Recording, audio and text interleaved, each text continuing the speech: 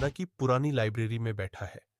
लकड़ी की अलमारी से वह एक पुरानी धूल भरी डायरी निकालता है। अंदर एक पीला पड़ चुका नक्शा और एक रहस्यमयी कोड लिखा है।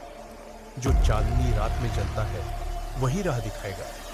एक युवा भारतीय खोजी अर्जुन पुरानी लाइब्रेरी में बैठा हुआ, हाथ में प्राचीन डायरी और एक पीला मानचित्र पकड़े हुए। दीवारों पर पुरानी किताबें और मोमबत्ती की हल्की रोशनी, चेहरे पर जिज्ञासा और रोमांच का भाव। अर्जुन घने जंगलों में यात्रा कर रहा है। उसके हाथ में डायरी का नक्शा है और वह एक प्राचीन गुफा की खोज कर रहा है। रास्ते में कुछ आदिवासी बुजुर्ग उसे चेतावनी देते हैं। जो उस गुफा की ओर गया उसने सिर्फ धोखा और मौत पाई। चांदी का ढेर दिखता है, उसकी आंखें चमक उठती है, लेकिन जब वह सोने की ईंट खुरचता है तो वह पीतल निकलती। गुफा की दीवार पर रहस्यमयी लिपि उभरती है। सच्चा स्वर्ण जल में छिपा है, लेकिन उसकी रक्षा अंधेरा करता है। एक प्राचीन रहस्यमयी गुफा जिसमें अर्जुन नकली सोने की ईंट पकड़े है। दीवारों पर रहस्यमयी लिपि चमक रही है। हल्की टॉर्च की रोशनी, रहस्यमयी और डरावना माहौल। गुफा के अंदर अर्जुन एक भूमिगत झील तक पहुंचता है, जहां विशाल मगरमच्छ तैर रहे हैं। असली खजाना पानी के नीचे छिपा है। अर्जुन सांस लेने के लिए लकड़ी की नली तैयार करता है और पानी में उतर जाता है। भूमिगत गुफा में एक रहस्यमयी झील, जहां अर्जुन लकड़ी की नली से सांस लेते हुए पानी के नीचे गोता लगा रहा है। पानी में मगरमच्छ घात लगाए बैठे हैं। गुफा की दीवारें चमकदार नीलम की रोशनी से हल्की रोशनी में है। अर्जुन पानी के नीचे एक बड़ा पत्थर हटाता है और उसे असली सोना और गहने मिलते हैं, लेकिन उसके साथ ही उसे एक जंग लगा अलादीन का चिराग भी मिलता है। चिराग ताले से बंद है और उस पर कोड डालने की जगह बनी हुई है। पानी के नीचे अर्जुन एक पुराना अलादीन का चिराग उठाए हुए, जो जंग लगा और ताले से बंद है। पास में सोने की मूर्तियां और गहने बिखरे हुए हैं। पानी में हल्की नीली रोशनी फैली अर्जुन चिराग को गुफा के बाहर ले जाता है और पूर्णिमा की रात में चांदनी में रखता है। धीरे धीरे चिराग पर कुछ अक्षर उभरते हैं। नूर। अर्जुन ताले में नूर लिखता है और ताला खुल जाता है। रात का समय अर्जुन गुफा के बाहर खड़ा हुआ है, चिराग को चांदनी में रखते हुए। नक्शा अंधेरा करता है।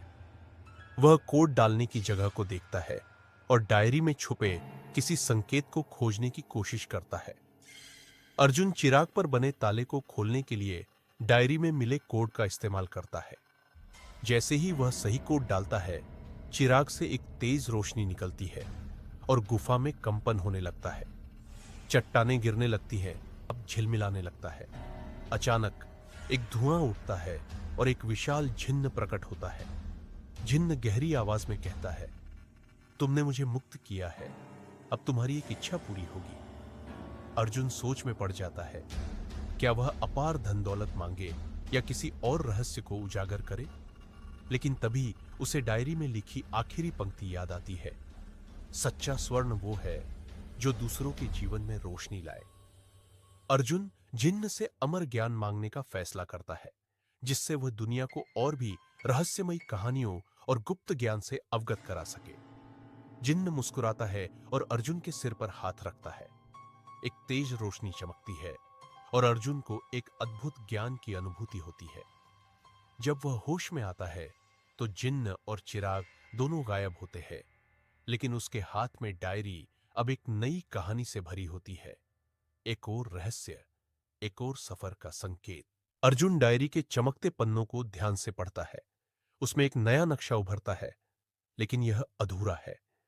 सोनापुर नामक प्राचीन सोने का शहर कभी मौजूद था, लेकिन यह रहस्यमय तरीके से गायब हो गया। किंवदंती के अनुसार इसका पता सिर्फ वही लगा सकता है जो 3 काले पहेलियों को सुलझा सके। अर्जुन को पहला सुराग मिलता है। जहां समय ठहर गया है, वहीं पहला उत्तर छिपा है। अर्जुन अपने शोध के बाद समझ जाता है कि जहां समय ठहर गया है से तात्पर्य खंडहरों में दबे हुए काल मंदिर से है। यह मंदिर एक पहाड़ी की गहरी घाटी में छिपा हुआ था और कहा जाता था कि वहां घुसने वाले लोग समय में फंस जाते हैं। अर्जुन कठिन सफर तय करके मंदिर पहुंचता है। अंदर अंधेरा था, लेकिन दीवारों पर अजीब संकेत चमक रहे थे। अचानक उसे एक रहस्यमयी घड़ी दिखाई देती है जिसकी सुइयां कभी नहीं हिलती। नीचे एक शिलालेख लिखा था, समय तभी आगे बढ़ेगा जब सच्चाई उजागर होगी। अर्जुन समझ जाता है कि उसे घड़ी को चालू करने के लिए पहेली हल करनी होगी। उसे मंदिर की दीवारों पर उकेरे गए चित्रों को सही क्रम में घुमाना था। यह चित्र समय के 4 चरण दिखाते थे, सूर्योदय, दोपहर, संध्या और रात। जैसे ही अर्जुन चित्रों को सही क्रम में लगाता है, घड़ी की सुइयां घूमने लगती है और एक गुप्त द्वार खुल जाता है। अंदर उसे एक और संकेत मिलता है, जब 3 परछाइयां एक में मिलेंगी तब दूसरा द्वार खुलेगा। नए संकेत से अर्जुन को समझ आता है कि उसे 3 परछाइयों की पहेली हल करनी होगी। वह कई महीनों की खोज के बाद राजस्थान के थार रेगिस्तान में पहुंचता है, जहां उसे 3 विशाल स्तंभ दिखाई देते हैं। किंवदंती के अनुसार जब सूर्य की रोशनी तीनों स्तंभों पर एक साथ पड़ती है, तब गुप्त द्वार खुलता है। लेकिन समस्या यह थी, रेगिस्तान में सूर्य हमेशा चलता रहता था और तीनों स्तंभों की परछाइयां कभी एक जगह नहीं मिलती। अर्जुन निराश हो जाता है, लेकिन फिर उसे याद आता है, जो चांदनी रात में जलता है वही राह दिखाएगा। वह समझ जाता है कि यह पहेली चांदनी रात से जुड़ी है। अर्जुन पूर्णिमा की रात का इंतजार करता है। जैसे ही चांद अपनी चरम सीमा पर आता है, तीनों स्तंभों की परछाइयां एक जगह मिल जाती है। अचानक रेगिस्तान की रेत हिलने लगती है और एक गुप्त दरवाजा प्रकट होता है। यह दरवाजा सोनापुर की ओर जाता था, लेकिन अंदर जाना आसान नहीं था। अर्जुन गुप्त दरवाजे से नीचे उतरता है, लेकिन यह कोई सीधा रास्ता नहीं था। सोनापुर का मार्ग एक जटिल भूल भुलैया से होकर गुजरता था, जिसमें जगह जगह मौत के जाल बिछे थे। अर्जुन जैसे ही अंदर घुसता है, उसे दीवारों पर चमकते हुए रहस्यमयी संकेत मिलते हैं।